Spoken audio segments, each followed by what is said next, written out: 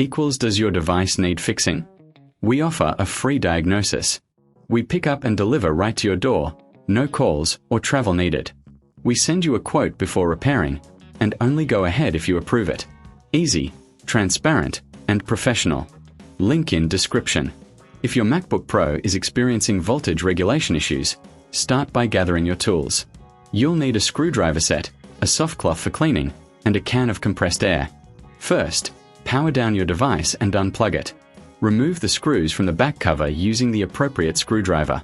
Carefully lift the cover off to expose the internals. Look for any dust buildup around the power supply and components. Use the compressed air to clean these areas gently. Next, visually inspect the circuit board for any signs of damage or burnt components. If you notice anything unusual, it may require professional diagnosis without obligation. Once you've completed your inspection, reassemble the MacBook Pro. Remember, if you need assistance, we offer pickup and delivery at your home. No calls, no travel, just a simple solution. Before any repair, we provide a quote before repair, ensuring you know the costs upfront. Regular maintenance can prevent these issues, so keep your device clean and check it periodically. Does your device need fixing? We offer a free diagnosis.